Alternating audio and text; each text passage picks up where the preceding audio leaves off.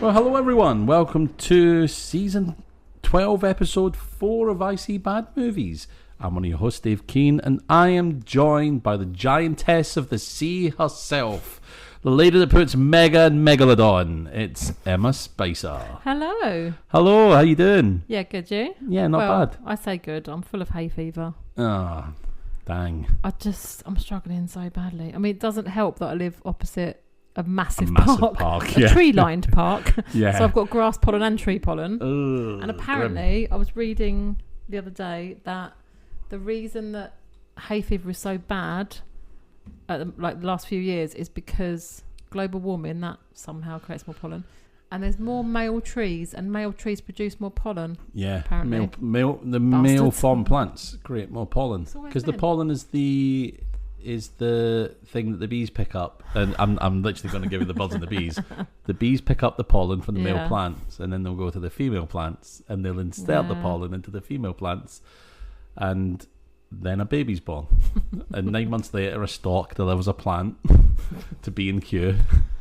Yeah, well, they're all bastards, and they all piss off. It's always the men. It's always the men. Always the men. The cause and cure of all of society. No, that's alcohol.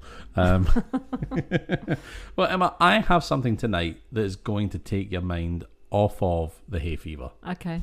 And it's drugs. No, not drugs. I've already taken It's our movie. We're going to be watching tonight, as you know from the episode title, Mega Shark versus Giant Octopus. Yes. Have you ever seen this movie before? No, I haven't. Have you? No, I haven't. Although I have seen clips of it. Okay. And there's a clip involving a plane that I love so much. So I'm looking forward to seeing that. This is the only clip I've seen of this film, I will add. Okay. So it's a clip involving a plane. Anyway, as you haven't seen the film before, and as is customary, I'll go through the synopsis for you, the short synopsis first of all. Yeah. I'm not going to give you the IMDb synopsis because it's very short. I'm going to give you the synopsis that was written by a fella called Nick Reganis. So Nick, if you're listening, thank you for going on to IMDb and creating a longer synopsis. From the depths of primeval times and the ever-frozen ice age, two deadly apex predators, a voracious megalodon shark and a mighty giant octopus, emerge from their icy Alaskan prison after an experimental US Navy exercise. It's always the US Navy, isn't it? It's always them. As a result, the flash-frozen adversaries immediately pick up where they left off, causing destruction and mayhem in both Japan and California. Now, under those dire circumstances, the marine biologist, Dr. Emma McNeil, there's an Emma! Yep, hey, main character. And her mentor, Lamar Sanders, will have to join forces with the Japanese scientist, Dr. Seiji Shimada, to come up with a plan to stop the gargantuan underwater killers. However, who can stand in the way of the all-powerful prehistoric beasts? Dun, dun, dun. Yeah, there you go. Sounds like it could be a lot of fun. It could be. There's or loads not. Of these something versus something movies, isn't there? Oh, absolutely loads. My God, we watched Must be in the thousands. We watched one which was, it was like a mashup of a beast. It was like something versus Terracuda. What was it? Sharktopus versus Terracuda, where you had like a shark with an shark head, octopus body. I know we watched Shark versus Terracuda. Yeah, we watched Shark. No, not for the podcast. We just watched it for fun. Oh, I can't remember that one. Yeah, I think it was Sharktopus versus Terracuda. Oh, okay. And was it awful? Yeah, it was. Yeah, it's a shark with the body of an octopus versus a flying barracuda. I mean, what more could you ask for? Yeah, it's the classic monster fight that you want. I remember that. If I wipe that from my mind, quite probably. Yeah. Some movies I do just have to blank. Yeah. Like I don't blame you. And... House shark, house versus shark, shark versus house shark. We've seen them all. We have seen them all. Right, I'm going to toss the coin and see if we're going to be talking about the good or bad of this film first of all. So, are you ready? Yep. Oh, may I say, That was without a doubt the best coin flip I've ever done. That was the best sound. Hope it got picked up. I really do hope that got picked up. What do you reckon? Good or bad? Good. Oh, I'm sorry, but we are talking about the bad in the main episode. So you know what that means, everyone. If you want to hear about the good, you're going to have to come and join us over on the Patreon. But for now, Emma and I, we're going to go and watch Megalodon. No, Mega Shark versus Giant Octopus. We said that in sync. Oh my God. We should do that more often. Anyway, see you in a minute.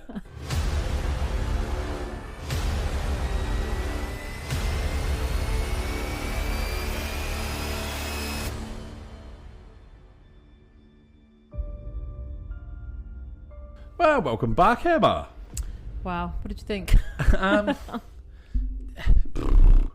I have issues with this film, but I also enjoyed lots about this film. Yeah, I didn't hate it. Yeah. I feel like budget was an issue. Absolutely. With a lot of the action. We didn't see enough of the action. There was a hell of a lot of shaky camera in submarines. Yes, that's what I've written down loads of my notes is hell of a shaky camera again. But oh, here we go. You know, we get the people a lot, but we don't get the creatures a lot. But that is down to budget, I would imagine, of special effects and stuff. It must be. But the bits that we do get the creatures when they do things, some of it's really good. And some of it's just, and here's just a close-up of an eye again. Yeah, same shot. Yeah. Different day. They do that a lot in these budget movies, though, don't they? oh, that needs to be... We should have that on a t-shirt. That needs to be an Icy Bad Movies t-shirt. Yes, same shot, different day. That could be our slogan. We haven't got a slogan, have we? Oh, no, we have. We watched them so you didn't have to. Why did I forget our slogan? But same shot, different day is snappier. Yeah. It's got zing. We should get some t-shirts. We really should. Same shot, different day. Yeah. Because that happens loads in these movies as well, where we get like stock footage, don't we? And it's just you just keep getting the same shot over and over just to fill time. How many times have we said that it's just another shot of that, like here we go. Yeah. Neil Breen's one for it, isn't he? For just a shot of like a famous building or a famous area, just a stock footage. We're in Las Vegas, so here's the strip. Yeah. And here's the strip. Yeah. 20 minutes later, there's the strip again. Here's a 21-year-old lady stripping. And then here's the strip. And here's a 21-year-old lady stripping in front of Neil Breen. And then here's the strip. Yeah. Yeah, it's a bit like, But yeah, it's, same shot, different day. I know. Am I a genius? I think you are. Is that the best thing I've ever said? I think it is. I've known you how long now? A long time. Too long. 10, 12 years? Yeah. And yeah, it must be more than that. I've known you... Just talk amongst yourselves for a minute. My brain's working. I think we met before I had the kids, but I don't think we knew each other well. No, we didn't know each other very well. We knew you... I knew you through Sinead. Yeah. But, so yeah, I mean, it's got to be, 16 years, maybe? Maybe, yeah. But since you'd have gone to see Sinead in a show or something. Yeah. Probably. And would meet you that way. But yeah, in those 16 years... That's the best thing I've ever said. That's the best thing you've ever said. And you've had children. And I'm most proud of that. Yes, you are. Yes, you are. Right. You know what? That's the episode over. Thanks, everyone. Bye, everyone. That's done. That was easy. It was so easy tonight. Quality content. Shall I just come up with slogans? Is that my new job now? That's it. That's your new job. Reviewing movies. Yeah, forget your actual day job. I could do that as a career, you know. Come up with slogans. Like, when they're starting a company, they could be like, we need a slogan. They come to me. Okay. What can I call my... Every single slogan, though, will be same shot, different day, though. You realise, wait a second, there's just loads of companies with the exact same slogan. We're like, hang on a minute. No, I can come up with some different ones. Yeah. Pressure. All right. Do something now. Right. Every episode, I need to come up with a slogan. Oh, my God. I've put a lot of pressure on myself. That's a lot of pressure. I feel bad. I feel hard enough coming up with an introduction for you every episode. Yeah. Some of them are so lackluster, and I honestly didn't just think of it on the fly as I was introducing you. That one I thought of. Tonight's one. Yeah. Before we watched the film, of course, because it was the intro. I actually planned. Oh, okay. And I thought it was one of the better ones. Yeah. I really do. But it's not same shot, different day. No, it's not. It never will be, and I'm a No. shadow of that. This is where the rot sets in. This is now. I'm going to go home like, she said same shot, different day. How do I compete with that? And now I'll be planning your downfall. You're gonna dream about it as if you said it, and then you're gonna wake up and be like crushed. Cold sweats. Like, I didn't say it. I didn't come up with it. It wasn't me. It wasn't me. It was her. Oh my god. Oh. But it's fine. If you get stabbed and pain in the night, Although it's you not me edit with this, a voodoo doll. You could edit in that you said it, and then I just repeated it, or edit my bit out completely. You'll be talking, Yeah. and then it'll just be absolute hard cut. My Or voice. your voice over my voice. Same then. shot, different day. And then back to you. It will sound so out of place. But then you've got to cut out all the stuff where I say is that the best thing we've ever said, and all that conversation as well. You'll never do it. No, what I'll do is I'll just have to do the best impersonation of you that I can. Oh, okay. Oh, okay. No, it just doesn't work. I just can't do it. Anyway, let's talk about this film. Yes. Let's talk about this film Let's do because we have wasted so much of their time with quality content that you're probably begging us to tell you what went on in this film, aren't you? So we open up off the coast of Alaska and we have an oceanographer.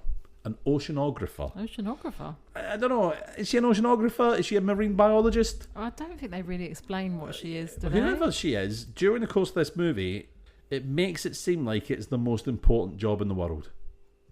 It is in this scenario, I guess. Yeah, but I'm not knocking marine biologists, but there's moments in it where it sounds like at any moment her boss is going to be like, I need your badge, your gun, and your marine biologist license. It's my ass is on the line, biologists. Yeah, it's very, like, so serious. Yeah. So serious.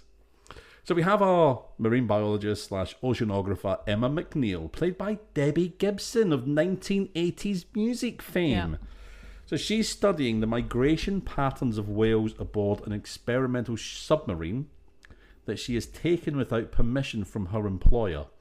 Instant sackable offence, I'm going to say there. Gross misconduct. Yeah. Emma McNeil, what are you thinking? What are you thinking, Gerald? Well, she's the type of woman that will just go above and beyond and do whatever it takes to get the job done, David. She's not worried about the rules. She makes her own rules. She does. Like every Emma I've ever met. I mean, you've got to take a risk sometimes in these jobs. She's so important. I feel like you're building up to a slogan. I said every episode, not two. I can't do two in an episode. I'll be exhausted. I can't. We don't pay you that kind of money No. for 2 slogans an episode. We don't pay you any money. No. Meanwhile, a military helicopter drops an experimental sonar transmitter into the water, causing a pod of whales to go out of control and start ramming a nearby glacier. Glacier? Glacier? Glacier? Glacier? Oh, I don't know. Glacier? Now. The more I say the word, the less it means I thought it anything. sounded right, but then you said glacier, and I thought, well, that sounds right as well. Isn't it glacier cherries? Glacier The mints. glacier. Glacier mints? Glacier mints? I don't know. I don't know. Anyway, I'm not gonna a pretend big to know. ice wall. In the chaos, right? In the chaos of this happening, a helicopter crashes into the glacier, and the combined damage of the helicopter and the whales ramming it break the glacier open. Now, Emma sees very briefly 2 figures behind the ice as it breaks open, and it thaws out 2 hibernating prehistoric creatures. Emma narrowly avoids destruction as unknown to her, a giant shark and a giant octopus are freed. Now, sometime later, we come to a drilling platform off the coast of Japan, and it's... If you just watch this film, you'd be like, oh, this is introducing new characters. Yeah. Because it kind of focuses on a couple of people really specifically walking through this oil rig. Or this drilling platform. I don't think it's an oil rig. Well, a drilling platform is an oil rig, It's I an oil suppose, rig, isn't yeah. it? Yeah. I think so. Because what else are they drilling for? I don't know. Sharks. Lava. Octopus. Sharks. Giant sharks. No, sorry, mega sharks and giant octopuses. Mega shark. Mega sharks. Octopuses or octopus? Why do they say Octopi. mega shark when it's a megalodon? Why not just say don't know. megalodon versus giant octopus? Because I suppose it sounds... People won't know Does it what a sound megalodon better? is. Well, people won't know what it is. Yeah, I don't know. Who doesn't know what a megalodon is? Especially if you put on the No. cover of the movie A picture of a shark. a picture of a giant shark and Yeah. just go megalodon. But also, Yeah. this movie came out years before the Meg, so It's like this is so. Here's a little bit of background for you. This movie was made by a movie company called the Asylum. Yeah. And the Asylum are well known for making something called mockbusters. So what they'll do is a big movie will come out, like for instance, Deep Impact. Yeah. And they'll release a film about meteors coming to Earth, and they'll call it Deep Meteor or something like that. Yeah. And the cover will be similar to the cover of Deep Impact. Yeah. I can't remember. I mean, they literally have a film about the same sort of thing. Okay. Although it's a lot cheaper budget. Yeah. And not quite as, grand a scale. Just because people go, oh, that movie about the meteors, and they'll go, oh, there's a movie about meteors, and then they'll watch. I see, So they're called mockbusters for that Yeah. reason. But this is an example of this movie coming out, I think, 2009 or something like that it came out. Let me just see when it came out. Yeah, 2009, but the Meg came out in 2018. Oh, okay. Which is mad. So how So this they've is preempted the other way round, yeah. the Meg. The Meg has copied them. Yeah. I don't know. My whole world view has been shifted because of this. Anyway, you think these people are going to be on this drilling platform? You think they're going to be like main characters because it's focusing on them? No, this is just to show the octopus just destroying the drilling platform, to give you an idea, I suppose, of the scale of the beast that's been released. Giant octopus. It's a giant octopus. Not a squid, an octopus. I mean, it could have been a giant squid, but they went with a giant octopus. What's the difference between a squid and an octopus, though? Really, are they quite similar, aren't they? They could have gone. I think they got different. gone I think they either. got very different body shapes. The squid's more pointy. The squids have got that. Yeah. They the octopus don't they have is a just more all rigid. head, Don't they have a isn't more it? rigid frame? Whereas an Sure. octopus. They can squeeze through tiny little gaps, can't they? I wonder if a giant octopus could still squeeze through the same gap that a No. normal sized octopus could. I don't know. Because does their body not Just follow the like same jelly. flows? I'm not sure. Well, that's one for our viewers to answer. I mean, octopus Maybe is it's basically hypothetical. a head with tentacles, isn't it? Yeah. It's a bit rubbish, really, isn't it? It looks like an alien. I don't know. It does look very Like, alien, yeah. If there's any creature on this planet that looks like it could come from a different planet, it's got to be the octopus, surely. Yeah. There's a theory that spiders are from another planet. Oh, really? Yeah. And that's why we have such a... I mean, don't get me wrong, I don't think it's true Yeah. much. But there is a theory that spiders are from another planet and they arrived at a certain period of time, and that's why we have such a fear of them, because we didn't have the fear of... We hadn't had them in our lives before, and then all of a sudden, spiders. And it's like, what the hell is this? Oh. Yeah. There is an island, isn't there? Spider Island. It's just full of spiders. A whole island of spiders? Apparently, there's a place where there's just like a shitload of spiders and not much else. Let me see What? if I can find it. It might be a myth. That's mad. Oh, there's a film called Spider Island. What? Anyway, this is that's a I don't know if it's a conspiracy theory, but it's one of those out there theories about why we have such a deep fear of spiders. It's like the uncanny valley fear that we have, that there's something out there that looks human but just not enough to give us that fear. Anyway, after returning to Point Dume or Doom in California, Emma McNeil investigates the corpse of a beached whale that's been washed up on the coast, but is absolutely covered in loads of bloody wounds. Her employer, a guy called Dick Ritchie, believes them to be from a tanker propeller, but Emma insists that they appear to be from a creature that they are organically made. However, later she goes back to the site because she's pretty sure she's going to get fired in the morning as well. She goes back to the site that night and she extracts from the whale what appears to be a long chunk or a long piece of a bit of tooth from one of the wounds on the whale. Now, at this point, we cut to an aeroplane flying along in the sky. Yeah. And I'm going to talk about this scene, but I'm absolutely talking about this scene in the flip side because it's amazing.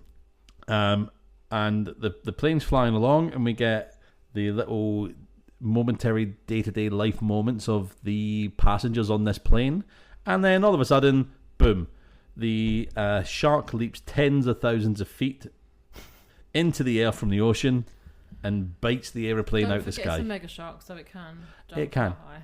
It can jump that high. 30,000 feet. And it's also movie land, so anything can happen. Anything can happen. Absolutely. Although this is ridiculous. There must be someone out there who can work out the math behind the propulsion that a shark would need, a megalodon, to get out of the water. And how high the speed it would have to be going to get out of the water to intercept a Boeing 737 or whatever it is. How high out of the water could a normal shark jump? Yeah. Not that high. They couldn't jump very high, I wouldn't imagine. But of course, this is a mega shark. But how much bigger is a mega shark than an average sized shark? Ugh. We don't know, do we? No, I know. I don't know. I mean, megalodons, they've got like some of the bones of a megalodon. Like in the film, they show a jaw of a megalodon, and there's people standing inside the jaw. Lots of people standing inside the jaw. But it's still. I mean, that plane reach a plane. I've been on those big planes, and those big planes can be anywhere from 30,000 feet to 36,000 feet in the sky. Yeah. Now, the stewardess was saying to people, could you lift your seat up? Which implies that they were on a descent, so they're going down. But how long would it take for a shark to jump out of the water on its rise up 30,000 feet for that plane to be coming from whatever distance for the two of them to meet in the air? And then how did the shark see that the plane was coming from the water with enough of a build-up to jump out of the water and intercept the plane? And also, how good is this shark at physics to be able to get the plane in the right moment? Are you implying that this movie is unrealistic? Yes. Well, and I want my money back. I think you're out of order. It's ridiculous. It's ridiculous. It's utterly ridiculous. It's utterly ridiculous. Like you say, the shark wouldn't even know the plane was coming. He's in the sea. Yeah. And for the two to meet and for him to get that high anyway. I mean, even if that plane was coming down, it's still going to be pretty high. It's still going to be too high for a shark to jump out of the water. Yep. And, even if it is a mega shark, it's still unrealistic to think it would. It's meet pretty a plane. unrealistic, isn't it? Yeah. I mean, and what happens with air traffic control? 619er, you've got a shark coming in your direction. We recommend dropping 1,000 feet. So they drop 1,000 feet and the shark just sails over like Free Willy. Yeah. Yeah. I mean, the only way I can excuse it is it's movie land. We've seen more crazy things, haven't we? We've seen more unrealistic things. We've seen a man in a sofa. We've seen Killer Sophie, We've seen a tyre that had a personality. I mean, come on. We have. We've seen a unicorn make love to a woman. Sweet love. Something that I never needed. I could have gone my lifetime without seeing that quite happily. Although it was hilarious. What was even more funny about that is that we had watched that movie previously, but we must have watched an edited version because we didn't get the sex scene, did we? Must have. Or we blanked it out. And then when we covered it for the podcast... No, I honestly, I don't think... I don't remember it at all. Version. We must have watched a cut down version because I would have remembered seeing that. I know we talked through films and we did that even before the podcast. That stopped us in our tracks. It absolutely did. We were both there like just silent, just like what the hell? What are we watching here? Because it changed positions. It was very erotic. It was madness. Utter madness. I mean, we've seen it all. But it's this that makes me question. Yeah, exactly. Come on, get a grip. You've seen worse. So we don't see this happen, but a review board convenes and we see Emma walking with her stuff out. So Emma's fired based upon her boss Dick Ritchie telling them to do that. So she's fired from the Oceanographic Institute for stealing the submarine and damaging it as well. $500,000 worth of damage. It's easy to steal a submarine, can you? I don't know. Just hotwire it. It must be easy. Can you just rock up to wherever they keep the submarine and just get in it and Yeah. joyride in a submarine. Security guard. What's that over there? Yeah. Like Austin Powers. Put someone else's outfit on. It fits you perfectly. Judo chop. Yeah. It's not very Maybe. So anyway, she goes home and she meets up with her old professor and a former US Navy pilot called Lamar Sanders, who built, and they have this whole scene where they kind of test the tooth. Oh, I want to talk about that scene. Yeah, I thought you might. They test the tooth, and Lamar kind of reveals, hey, I think this belonged to a megalodon, an enormous species of shark believed to have become extinct about 1.5 million years ago. And he's like, oh, that tooth, this fraction of tooth that you have, when we test it and extrapolate out the actual size of it, it's got to be 10 to 11 wide. And she goes, inches. He goes, no, feet. Yeah. Oh, that's a big tooth. Now, the duo are then visited by a Dr. Seiji Shimada, a Japanese scientist trying to determine what attacked the drilling platform. And the three of them review the videotape recorded during Emma's submarine voyage. They find images of both the megalodon and a gigantic octopus. Emma reflects on the polar ice caps. The polar ice caps melting due to man-made global warming. Back in 2009, people, the Asylum were warning us. And now we have something about it then. It's too late now. I know. Look at our weather. We cancelled watching this movie because of the heat. Yes. We had last week off because it was too hot to record. Yeah, because I said to you, I can't sit there and record without a fan going, and the fan will just take out the sound. And the last time we had a fan going, our sound went crazy. But it was crazy. Oh my last God. week, wasn't it? Like I was. Yeah, my room was 36 degrees at midnight. My room in my house. Yeah, well, my room's on the second floor, isn't it? So mine is just like an oven up there. It was awful. And like, I have a fan at home. I've got a smart fan. I can control it from here. But at the moment, the temperature in my room is 29 degrees centigrade. Wow. At the moment, right? Your room's so hot. And it was 36 degrees. Why is it so hot in there? My house is stupidly hot. When I first moved in, right, is it quite a new build? It is, yeah. It's 70s, I think. 70s. So it's not new then. But I first got the keys to this place on the 3rd of January 2025, right? Yeah. And I went in and I just had a look around, gave a little clean, and in the bedroom, I turned the heating off because it was on full blast and it was boiling in there. Turned the heating off and opened up the window because it was just too hot while I was cleaning around. Anyway, I wasn't moving in that day. I was moving in a few weeks' time. Yeah. But a week later, I went out for some drinks and a meal with some friends in Canterbury. And I thought, oh, you know what?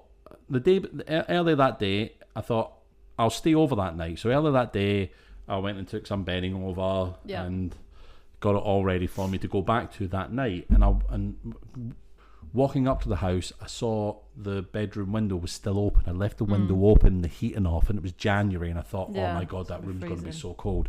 I walked in, and it was balmy. It was so warm. How? I got no idea. I could hang washing up in that room in the winter. Yeah. And it will be dry in 2 or 3 hours. Have you got like the hot water tank or something near your room? No, there's no hot water tank in the house. Oh. It's a combi boiler. That doesn't make any sense. Stupidly hot. I've got the heating turned off in that room and I just don't turn it on all winter. Yeah. I can't sleep with a duvet on. It's too hot even in the winter. That's crazy. It's madness. Absolute madness. But 36 degrees centigrade. So this movie was predicting climate change in 2009. Yeah. No, it didn't. We knew about it before then. The more you know. I think my brain melted. That's my excuse. So anyway. So she reflects on the polar ice caps melting due to man-made global warming and wonders if the creatures are mankind's comeuppance. Oh, so deep. So deep. Meanwhile, a US naval destroyer engages the megalodon, but it is destroyed after its guns fail to destroy the shark. Now, I'm sorry. This is again a part of the movie that just makes me go, I'm sorry, what? Because there is no way a megalodon or a giant octopus are that tough that guns from a naval destroyer, torpedoes from submarines don't damage them. Those animals are ripped apart. Anyway. I think what I'm finding difficult to get to grips with is that you went into this expecting it to be realistic. Yeah. Because, come on, we've seen... I know, but there's a level of... I mean, it is ridiculous, but I think we've had this amount of ridiculous before. Come on. I mean, I've watched a shark in this movie get hit by multiple torpedoes. And survive. Yeah. True. Yeah, but in Taken 3, Liam Neeson walks out of 2 explosions. He's in a car and it gets exploded. And he walks out with not a scratch on him. And he's also in like a lift shaft, I think, and it explodes. And he just walks out. So that's ridiculous. Like, it's movie land. I think the best depiction of being caught up in an explosion for me is the movie The Other Guys. Will Ferrell. Oh, yeah. And Mark Wahlberg. Where... And The Rock and who else is the other guy? The Rock and Samuel L. Jackson. Yeah. And they're like, you thinking what I'm thinking? Yeah. Aim for the bushes. That's brilliant. There goes my heel. Yeah. Splat. That's one of my favourite bits in that movie. But, and when he's got the wooden gun and he goes, what are you going to do with that? And he just goes, donk. Donk. That's one of my favourite bits as well. But in that movie, they go up, they're investigating a business, and they go walking up to it, and the business explodes. Yeah. And they're like lying on the ground. They're like, I think my insides melted. Yeah. You know, it's like, yeah. That's the best. That's because they're not Liam Neeson. Liam Neeson just gets up and walks out like what? Liam Neeson. Just an explosion. He's got a particular set of skills. Yeah. Like bomb-proof. He's not afraid to use them. He's not afraid to be bomb-proof. So yeah, Emma, Sanders and Shimada, they're arrested by a team of soldiers at this point, taken to a government official called Alan Baxter, CIA guy, right? So he's rude and racist, absolutely. He comes out with some of the worst shit I've ever heard from a character in a film. Absolutely, he's awful human being. But he demands their help in destroying the creature. The creatures, I should say. The 3 of them agree to help in exchange for the government trying to capture the creatures for study rather than destroy them. I mean, I don't know, right? Capture the creatures and to study them, you know. So they're going to be captured. How are you going to store these creatures? I don't think they're thinking about this. They're like, I mean, we've already said that this shark is big enough to jump 30,000 feet in the air. Yeah, and how do you build a cage? Storage container have you got? Keep something that big. Yeah, you know, like, yeah. I don't think they've. I admire their resolve in this. Like, no, we must save a life, but also, come on now. You're a bit smarter than this. Where are you keeping this? And creature? this giant octopus could squeeze its way out of a jar. You know, well, how are you going to? We don't know that for sure. You've just assumed that because smaller octopuses. So a giant shark can jump out of the water, take an aeroplane, but an octopus can't get out of the jar. I know what side you're on. You're on Team Megalodon, and I'm on Team Octopus. I'm not revealing what team I'm on until we get into the movie. Okay. All right. So yeah, they want to capture the creatures for study rather than destroy them. So while working at a naval laboratory to develop a method for luring the creatures, Emma and Shimada become extremely attracted to each other, and they have sex in a utility closet. You know, as you do. Of course. You know, as you do. We've all done it. Who hasn't done that? We've all been thrown into a project with someone and been like, "Hey, you utility cupboard now. Yeah. Let's go." Nothing sexier than a utility cupboard. And then when you walk into that utility cupboard, there's HR waiting for you. And they're like, no. Not again, David. hey, it only happened 3 times. So the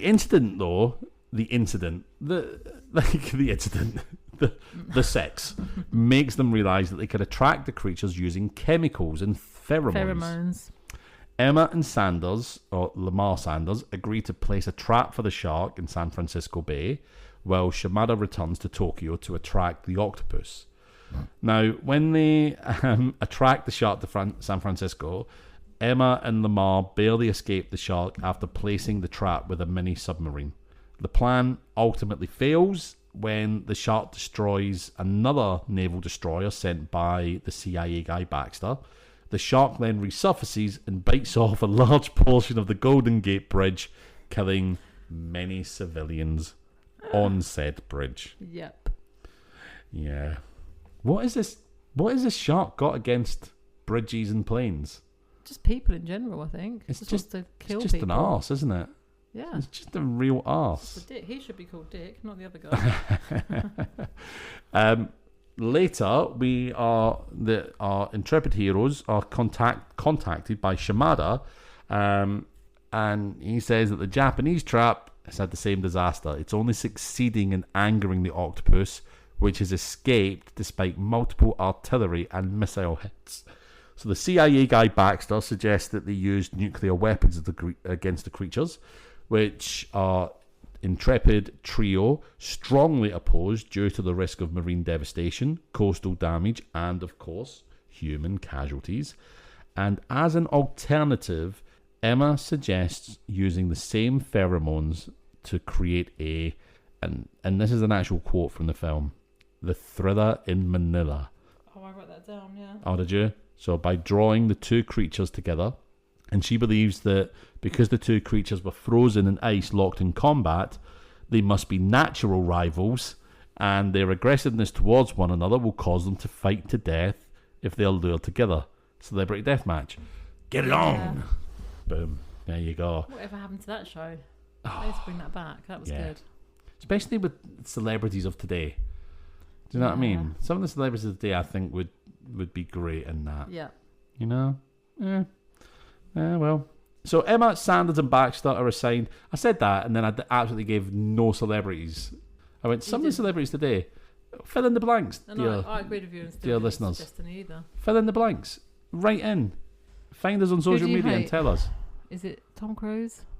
Tom Cruise is probably in a celebrity death match from before. Oh yeah, probably. But I'd want to see people like I was just trying to think who I hate. I'd want to see people like Timothy Chalamet in a celebrity death match versus... Oh, Kanye West could be in one. Yeah, Kanye West could be in one. Kanye West versus his ego. Yeah.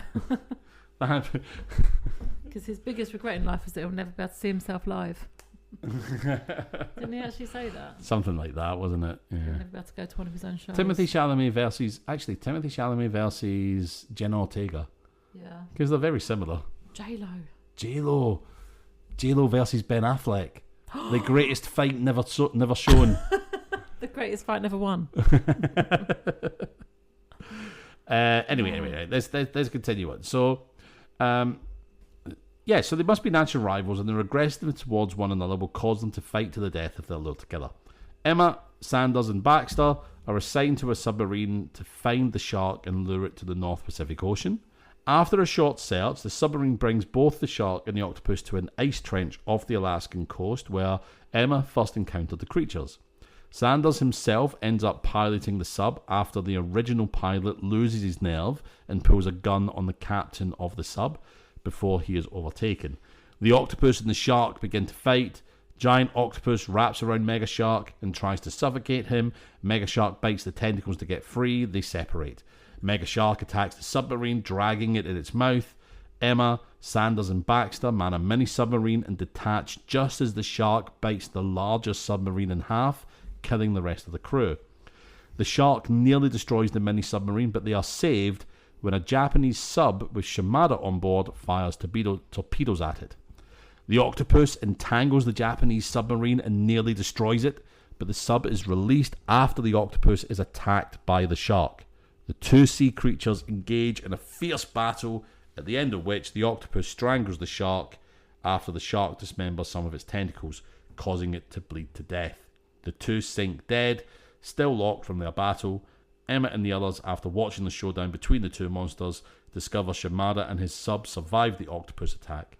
The film ends with Emma, Sanders, and Shimada deciding to visit the North Sea after receiving infrared images of mysterious organic life there. Done. Movie done. There you go. That was it.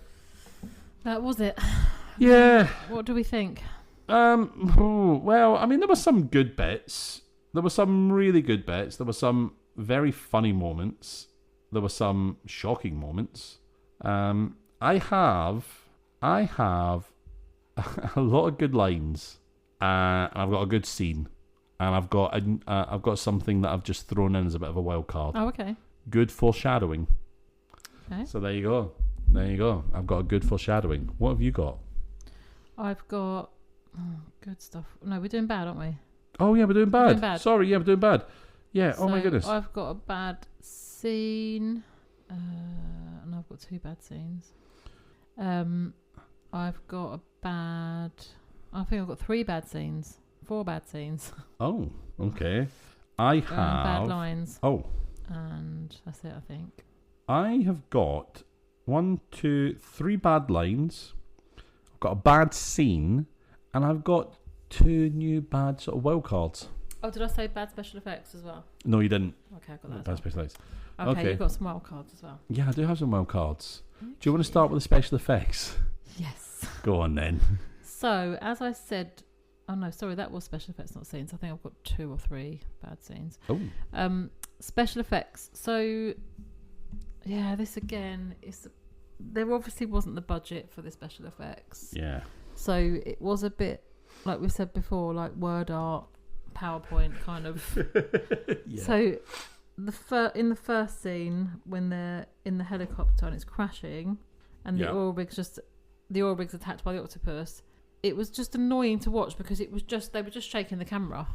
That's all it really was for special effects. There was no real effort at all. It was just like shaky camera work, and we're supposed to think, oh, there's a disaster going on because the camera's shaking. Yeah. But it's annoying to watch because the camera's, you can't focus on anything. Oh, it's so frustrating, isn't it? And then there's a weird movement with the plane as well, like almost like a swaying motion when there's a plane, when the plane's there later on. It's kind of it's not as shaky, the camera work, but it's like a sway. And again, it's just like, it makes me feel a bit seasick. It's annoying to watch. Just put some actual special effects in. I've never ever liked that shaky cam effect. And when the shark takes the boat out to destroy it, Uh-huh. the boat just shakes a bit and we don't see the actual attack. And that was my problem with a lot of the like action parts in this movie. Mm-hmm. We don't actually see a lot of it. No. So they kind of hint at it, do a really crap special effect, and then you don't really see what happens. You just kind of have to piece it together and assume, oh, this happened. Because there's also the bit where later on in the movie they're firing at the shark. So they've got the people in the boat and the people in the submarine, and they're talking to each other, and they're like, right, shoot now. And the people in the boat are shooting at it. And it's just like, again, it's like word art. It's just like these little like lines going past the shark as if they're bullets going through the water. And then the shark takes a bite out of the submarine, I think, or the boat. Submarine? Well, it depends where in the movie you're at, because it does it Later to on, destroy it. It's a submarine, later in the I think film. it takes a bite out of. And there's like a explosion, but again, like word art, PowerPoint, kind of like explosion, very much graphic. copy-pasted on. And then when it bites the Golden Gate Bridge, it's like we literally see the shark kind of bite it initially, and it cuts away really quickly. So you don't actually see like the bridge collapse, or like if you were watching a big budget movie, you would see in detail the shark jump up, the bite itself. You would see the bridge collapse, cars falling off it, people screaming. Yeah. You don't get any of that. But I think what you're confusing there is a big budget movie probably wouldn't be making this film. Yeah, but you know, there's ridiculous big budget movies as well that do really good special effects. Yeah, they would. And again, lots of shaky camera work. And I just thought, if you're going to do a movie about a mega shark and a giant octopus, special effects are really quite important for something like this, because it isn't a realistic movie. Yeah. You rely on the special effects, a bit of CGI, a bit of special effects to make it work. I get the feeling they write these scenes and they say, this is what we want to happen, and the special effects team go, we ain't got the budget for that. Shut up. Not again. Oh my god. All right, we'll just do what we can. Yeah. It is a bit of that'll do, like. Yeah. Yeah.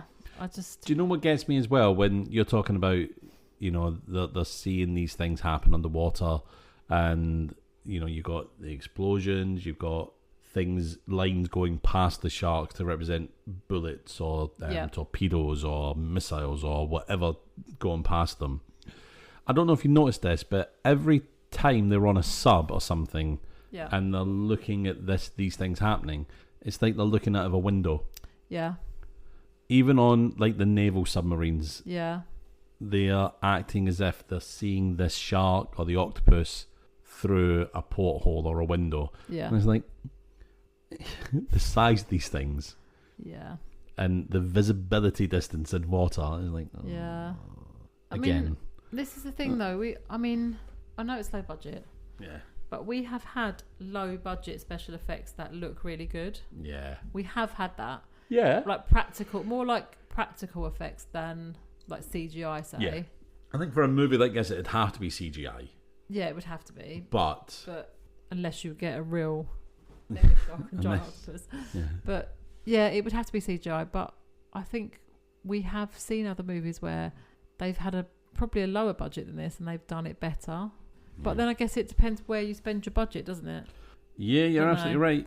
But yeah, a movie like this relies on all of the action and all of the deaths and stuff. That's what the movie is, really. It's action. And we don't get to see an awful lot of it. We just get a lot of shaky camera work. Which is not the same, is it? And then you have to like use your imagination. I don't want to use my imagination when I'm watching a movie. It should all be there for me to see. Yeah, it should be, yeah. Should be able to just like switch off and just watch the movie. I was trying to see if I could find out what the budget for this film was, and it doesn't tell us the budget, but it does tell us the box office. Oh, okay. Gross worldwide, US, $722. What? That's what it says here in the box office on IMDb. $722. Really? Yeah, I mean, but... So this was the first, like when you look at the details of it, this was the first Asylum movie to get a theatrical release. Right. So the gross, I'm guessing the box office is from the one cinema that showed it. Oh, that $722 must be, but there's nothing about the actual budget, unfortunately. Oh, okay. In here, I mean, I might be able to Google it, and get some approximation, but yeah.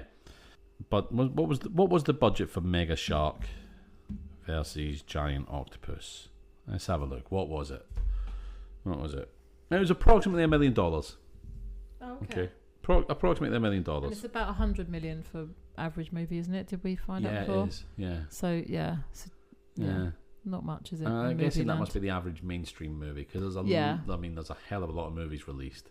Yeah. And there's not... But I think that's like an average. Yeah. There's not that many like $300 million movies to combat the plethora of $1 million movies. Yeah. Or even less. Even less. £35,000 movies like Ghost of Bolly Rectory, Yeah. So yeah. It's interesting. It's interesting. Was that all you wanted to say about special effects? Yes. Okie dokie. Where do you want to go to next? I've got lines, scene... Yeah, I've got lines and scene. I think that's all I've got, actually. I have 2 wild cards. One's a bad subtitle and one's a bad shot. Okay. Okay. The subtitle was just going to be a really, really quick one because it made me chuckle so much. Watch this movie with subtitles on. Okay. Yep. The subtitles, I know, aren't controlled by the people that do the movie. Yeah. But this one just made me laugh because Emma's character... quite early on in the movie says to her navigator in the stolen sub, she's kind of talking to herself at this point. She goes, "Damn it, think. Like, what am I not picking up on? That kind of thing. Yeah. Oh, think. What's going wrong? What can I do to fix it?" But the subtitles come out as, "Damn it, mink." There was a little part of me that was just hoping, I really want to see a mink just pop out now. Just like the submarine's being destroyed because like there's minks in the wiring. I was just like, what the hell? And there were lots of little bits throughout the film where the subtitles were on, because I'm at that age where I put the subtitles on any movie. Maybe I should just get my ears tested. I don't know. But yeah, there was lots of little weird things in the subtitles that were just like, what is auto-generating these subtitles? You always get that in subtitles, don't you? Crazy. It was crazy. But yeah, I just wanted to highlight that because it just made me chuckle. Now my other sort of wild card is a bad shot. Okay. And it's so out of place in this film. Yeah. It's so out of place. Emma meets her old professor, Lamar Sanders, okay? Yeah. They meet on a pier or by the seafront, and they're talking. He's like, yep, come back to mine and we'll investigate what's going on, blah, blah, blah. But when they go back to Sanders' house, there's an establishing shot of Sanders' house. Mm-hmm. And there's this... It zooms in on the house, so it does. I can't remember what the type of shot is called, but it's where they kind of zoom in, the camera in, but they're also pulling the camera back at the same time. Okay. So you're getting more of the background, but you're getting a closer look to. It's I can't remember what it's called, but it's like a dolly pool or something like that. I can't quite remember the name of it. But it's very specific. When you see it happen in a movie, you know it's happening. Yeah. It's usually used for really dramatic moments. Okay. You know, to really zoom in on something, but you still get a lot of the background. Yeah. It's a really interesting shot. But when they first go to Sanders' house, it zooms in on the house. It goes through the gate, so it's zooming in, but it's pulling back. So whilst or it's either zooming in the camera whilst pulling it backwards, or the camera's going forwards while zooming out. Right, I can't remember which way it is. So you're getting this kind of, it's the camera's getting closer to the house, but you're seeing more of the house. And there's this kind of almost not Exorcist, Friday the 13th music playing, the Mike Myers, the Tubular Bells kind of thing, right, playing. It's a really creepy music almost playing. Yeah. And it's like something out of a horror movie.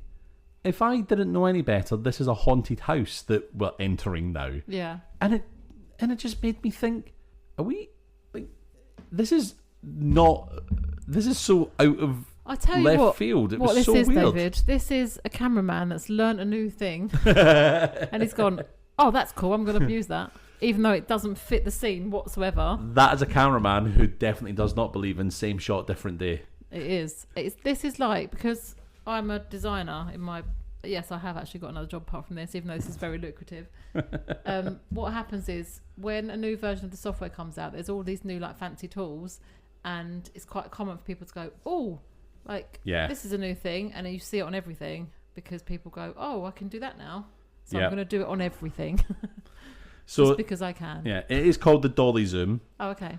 And so the phrase zoom in, pull back describes either a specific cinematic technique called the dolly zoom, also known as the vertigo effect, or a counter zoom. They used it in Jaws. And there's a very famous bit where it zooms in on Roy Schneider's character's face as it pulls back and opens up more of the background. Be better to do it on someone's face than on a building, though, do you? Yeah. So the camera rapidly zooms in on the subject before pulling back to reveal the surrounding environment. Yeah.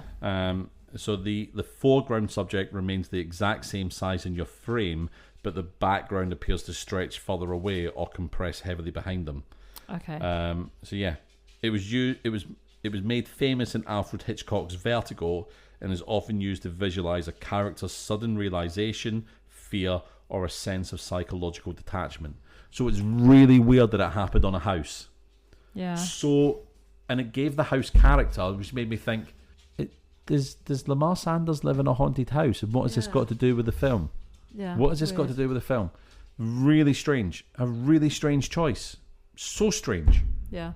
I've never ever thought that was a bad choice of shot for a film until this very moment. It was a bad choice of shot. Yeah. But yeah, anyway. It just blew my little mind. Just blew my little mind. Right. So they were my two wild cards, Emma. Oh, my two wild cards. I've got scene and several lines. Yeah, I've got 2 scenes and some lines. Okie dokie. Should we go to scenes? Yep. Okie dokie. Right. You go with one of your scenes. I'll do my scene, and then you do your next scene. So the first one is quite near the beginning when they're... I think it's a CIA agent. They're trying to convince him that they should try to contain the shark and the octopus, like you said earlier. Yep. And he says yes to that. eventually. I think he takes a bit of persuading, doesn't he? Does he take a bit of persuading? And then he says yes. And then the three of them. So this whole scene, they look into a microscope, and then they've got about 20 test tubes of different coloured dyes. We guessed that they were like iron brew, crystal meth, Tizer. Crystal meth, yeah. Meth was one of them. Apple juice. Yeah, sour they've just apple, got like precisely. all these different test tubes. There's literally no explanation about what they're actually doing in these test tubes. And then they're mixing them together, aren't they? They're like different coloured dyes, and they're like mixing them together, and then looking disappointed. Yeah, they're looking disappointed. They mix blue and yellow together. Green and blue doesn't make the colour I thought it would. Oh yeah. Dang. Yeah, no explanation about what they're testing. Then after Emma and I don't know the guy's name, they have sex. Shimada.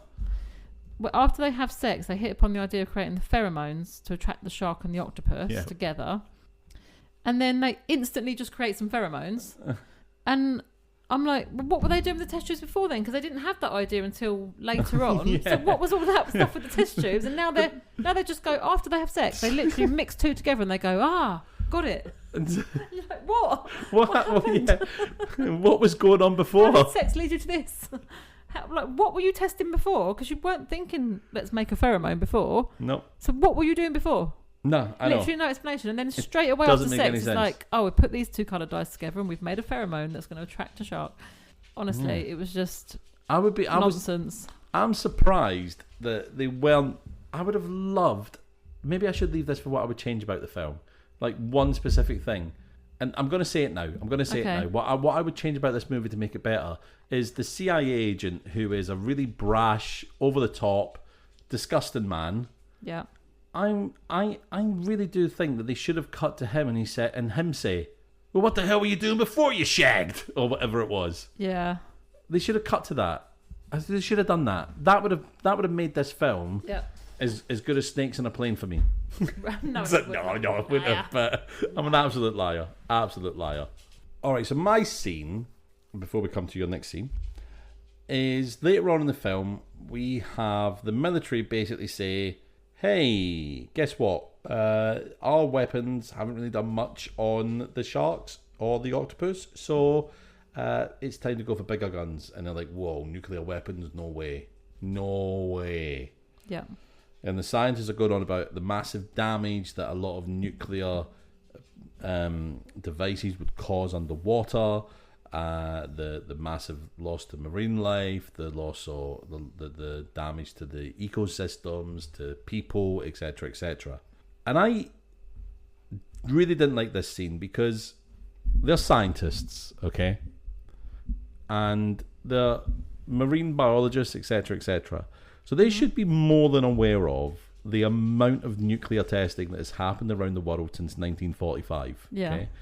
Now, there have been over 2,000 nuclear tests in the world. Yeah. Right, since 1945.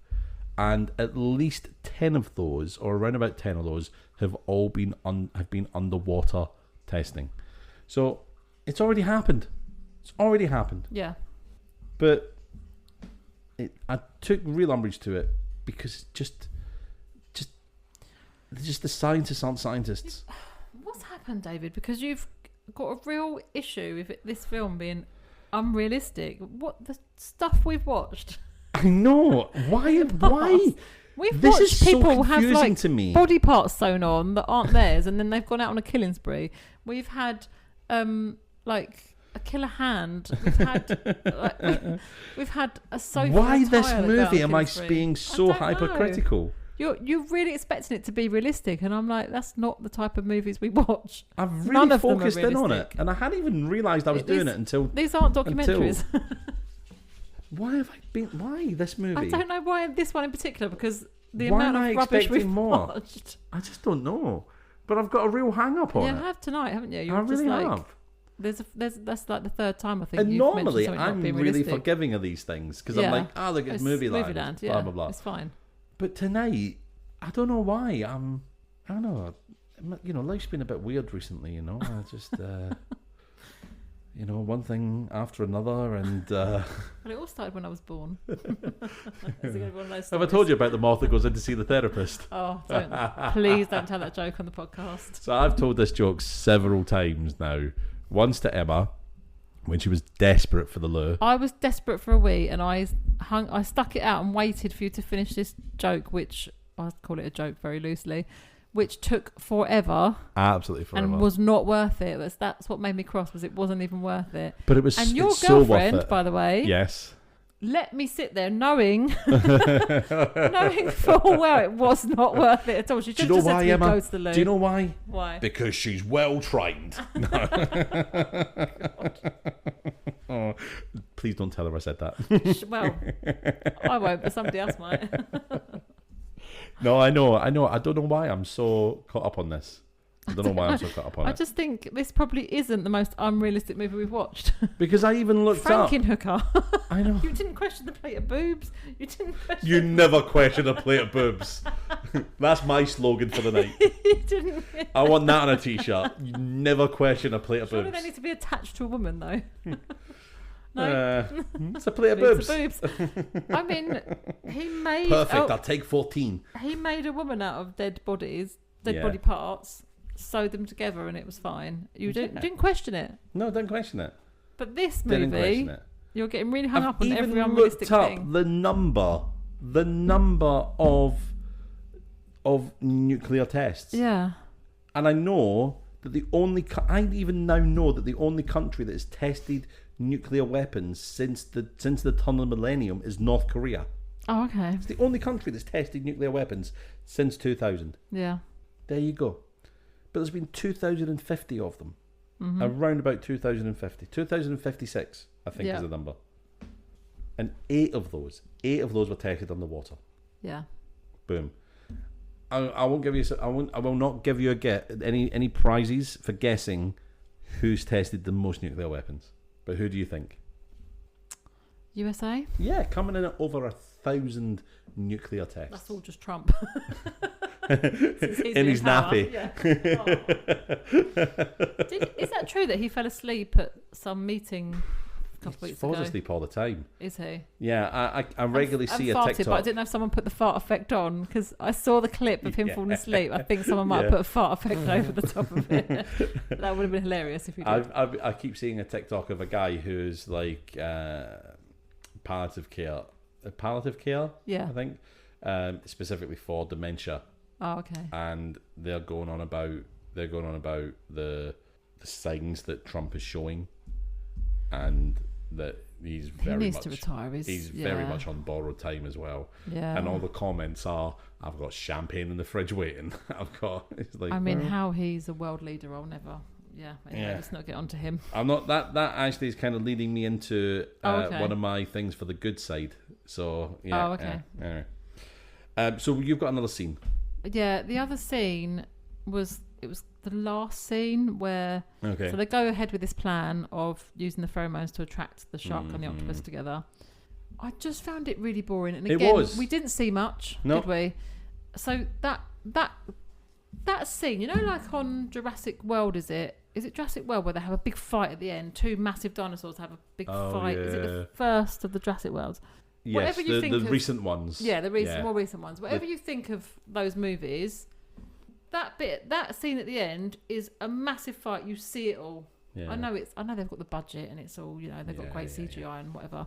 But if you're going to have 2 creatures fighting at the end, you need to see the fight. Yeah. But you know what the trouble is, Emma? It's underwater. And they haven't got the dark. Budget. And it's dark blue. Yeah. And this is the issue with it. It's hard to see.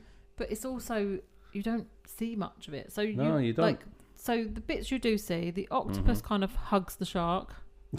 The shark then bites off one of his tentacles. Yep. The shark bites the torpedo at one point, and then there's more shaky camera work of the people in the sub. Yeah.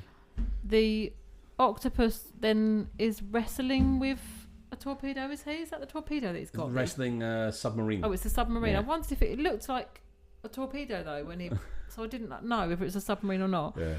And then Emma goes towards it because she's saying she's going to save her friend. Yeah, Dr. Shimada, yeah.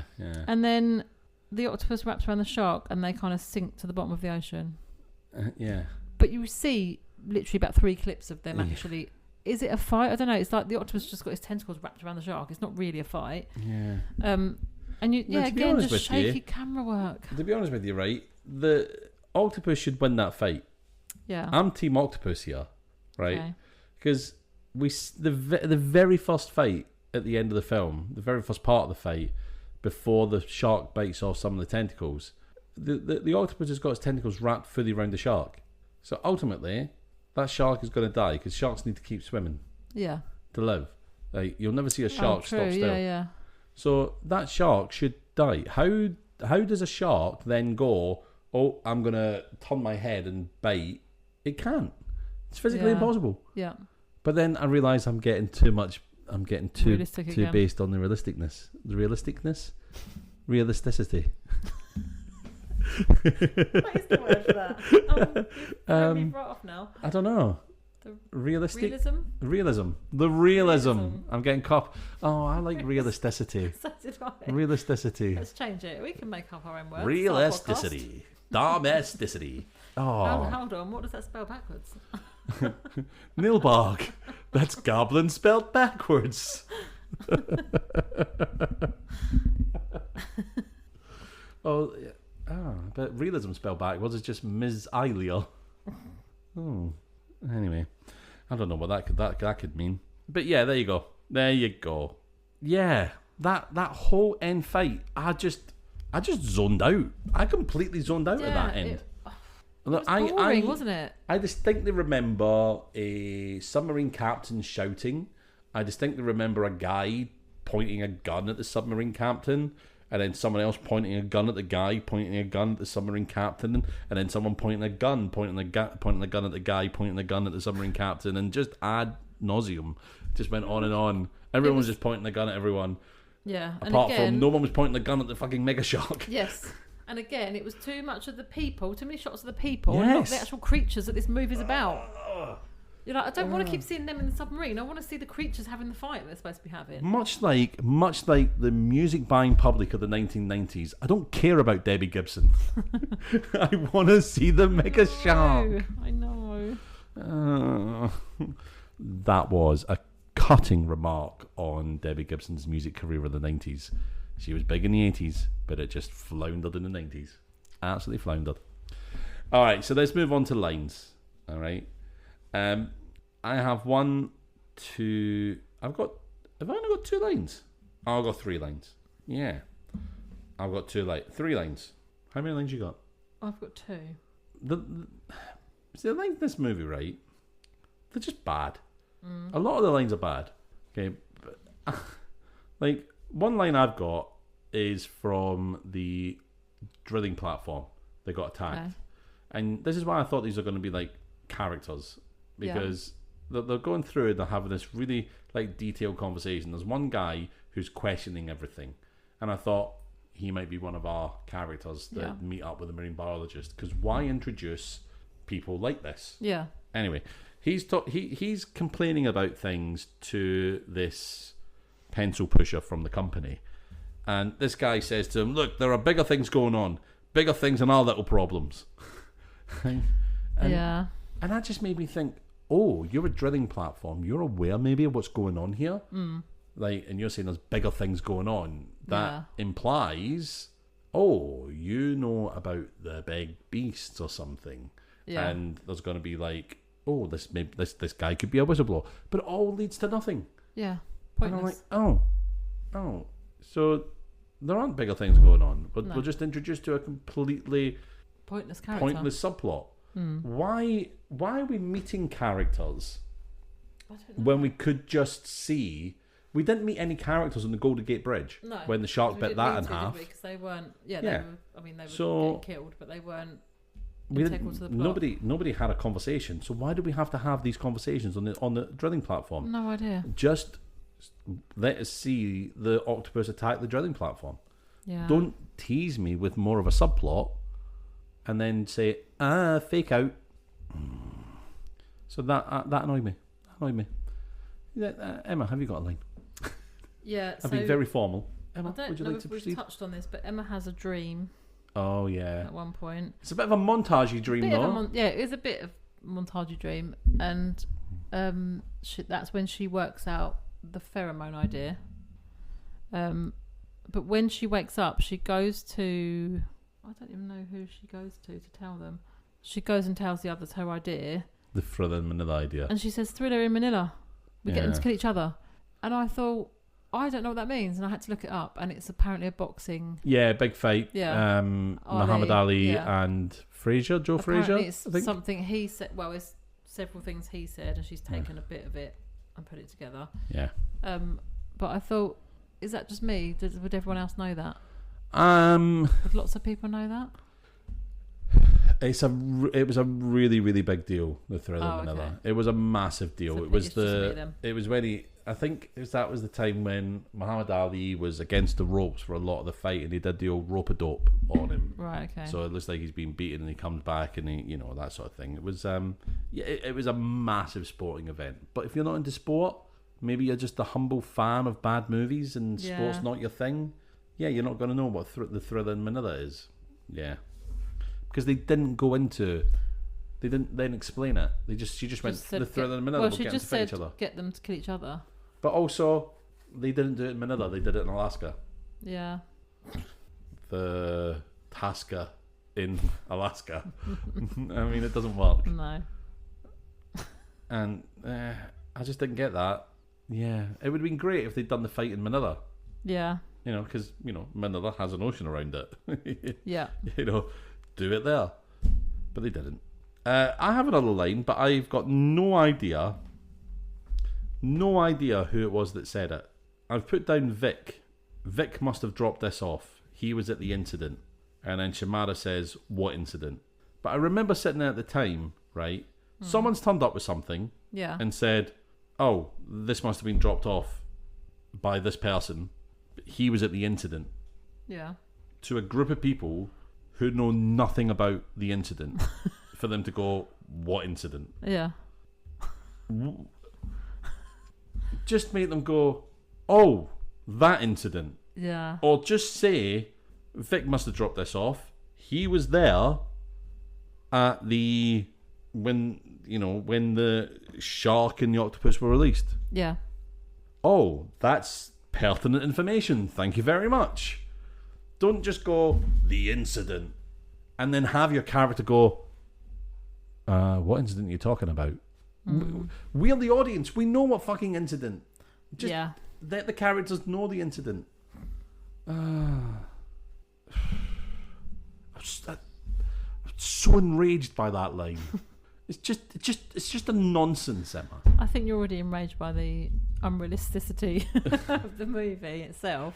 I think unrealisticity. It's the lack of realisticity. Oh, sorry. Unrealisticity is not. Sorry, my grammar was awful there, wasn't it? The lack of realisticity. The lack of grammaticity was really showing there. Ungrammaticity. So I think you're already wound up, and this is just not. Yeah, no. Made it worse. Maybe it wasn't that bad when I wrote it down. Maybe I wasn't quite so angry, but I've worked myself up into quite a lather. I really have. I've really lathered myself up. Anyway, are you about to calm down to talk about good stuff, or is it just all bad in your head now because it's so? I just don't know, Emma. I just don't know. Why am I so angry all the time? Right, anyway, go on. Have you got another line? Sorry, that was very confrontational. Go on, you got another line? Have you? Right. Give us another slogan while you're at it. Maybe I was fine until you showed me up with your slogans. Is that the time? I've got to go. I'm busy. I've put down that Emma wants some advice from her boss. Was her boss in this movie? No. She wants some advice from someone. Who was it? Lamar Sanders, our professor. So she wants some advice from the professor, and his advice: take heed of this. Go on. Wise words. Don't love the ocean too much. Oh, no, this was her boss, Dick. This was her boss, Dick. Sorry. It doesn't love you back. And I was like, was that the sort of advice she was after? I think she was maybe asking for advice, because she was about to be sacked. Yeah. Here's some advice. Don't love the ocean. It won't love you back. Follow me for more life hacks. Like, that's a man who doesn't know how to write a slogan. It is, isn't it? You see that on a t-shirt, you'd be like, that's a crap t-shirt. Yeah. That just goes on far too long. I'm not going to buy that when I've got my same shot, different day t-shirt. Oh dear. Yeah, I have another line. Okay. And so this is midway through the movie. This is when they are. What are they doing? I think they're trying to attract an animal. One of the creatures at this point, right? Mm-hmm. And you've got Sanders, Emma, and Bailey, the CIA guy, all staring at a radar image. Now, the radar image is clearly displaying a large animal, and that large animal clearly has multiple legs. It might be 8 legs, but it's definitely more legs than a shark has. Yeah. Mm-hmm. And Bailey goes, "Is that a shark or a squid?" And then he's corrected by Emma, "Octopus," instead of squid. Hold on. And then Emma says, "It's hard to say." And quite different creatures. Sanders then goes, "They are both roughly the same size." The radar image, completely Emma, different shapes. had curly fucking arms coming off of it. Pretty obvious. First of all, does radar give the shape, or does it just not give it like a little bing? Yeah, I don't think it would give like a scan picture, would it? Here's the legs. It's not like an ultrasound of the sea. But this radar was. And they're all looking at it and they're going, "Oh, I don't know, that could be a shark or maybe it could be an octopus." It's like what? It's like a question you'd ask a child. Is that a shark or is that an octopus? Let's count the legs. Yeah. 0. It's a shark. 8. That's an octopus. You're talking about 2 or 3 year olds as well, not even a kid, like not even like a 10-year-old. This is a CIA agent. Yeah. You know, this man. That's a bit scary. This man went to. Where is it in Virginia? I don't think he really is a CIA agent. I don't know what he he is. I think he was just acting. Oh. Well, there goes the realisticity again. He wasn't even a real CIA agent. Zero realisticity. Did Debbie Gibson, after her failed music career, not become a marine biologist? I don't think she did. Jesus Christ. I've not seen her certificates, I'll just say that. I've never seen her in the same room as her certificates. Emma, I just want you to know that in a moment I'm going to flip your table in anger. Okay, I'll run out of the room. Also, I'm being very mean to Debbie Gibson. Yeah, you are. I'm being very... At least she had a music career. I haven't even had a music career for it to flop. You haven't, yeah. Exactly. So, what have you done with your life? Oh, God. This podcast. What have I done with my life? Oh, no. Oh. You've had 4 children and you've done this podcast. I'm in a glass cage of emotions. I'm in a submersible of emotions. I knew that submersible was going to come up in this episode. The Titan. When we were talking about submarines earlier, I was thinking, we haven't even mentioned the Titan. I think we have in previous episodes, but not this one. Yeah, this would be the perfect one. The one where there is a submarine. Yeah. We haven't talked about it. I think we kind of covered it though at the time, didn't we? Although I will say bad props, bad kind of just throwing this in here is the experimental submarine when Debbie Gibson or Emma is controlling the submarine, she's pushing these buttons that are clearly just made of cardboard. Oh yeah, it's awful. Yeah, it's so bad. I don't know why I didn't write that down. Just cardboard. It isn't even a PS4 controller. I know. Even the Titan had that over this submersible. So yeah, that was my last line. That was like it was okay. Like, is that a shark or is that the shark or the squid? Octopus. Hard to say. They are both roughly the same size. They could be the same size, but they're completely different shapes. Different shapes. Fucking hell. So if you see like a square and a circle that's roughly the same size, do you get confused about which shape it is? Or can you still recognise? All I'm seeing is different. Pam from The Office going, they're the same picture. A square and a circle, a shark and a squid. Octopus, sorry. They're the same picture. Oh. Okay. So, You got anything else? No. All right. Only I haven't done my how to improve. I've done mine. But I think I've kind of covered it. I'd spend more on the special effects. Yeah. I'd have more time on the actual creatures than the people. We especially should when actually make this a better film. Stuff. Yeah. Because if you took this film and dubbed the lines from this film over the Meg movie, Yeah. It wouldn't make any difference. No. You'd still, I mean, it would be a bit weird because there isn't a giant octopus in the Meg, but you wouldn't really care because you don't care what the humans are saying because you're seeing big shark doing things. A movie like this just relies completely on all of the action shots of the creature. Yeah. And we didn't get those. So that's how I'd improve it. Yeah. What are you rating it? I'm going to give this film, I think, 2 out of 5. Whoa. I'd written that as well, 2. Whoa. Because there are some good bits. I have got some good bits, but I haven't got enough to take it over 3. Yeah. Yeah, nothing. It doesn't take it into an averagely good film. No. There are some bits, like, I was hoping beyond hope there were more scenes like the aeroplane being taken out the sky. Yeah. You know, things that were funny. Yeah. Even the Golden Gate Bridge didn't even live up to that. No.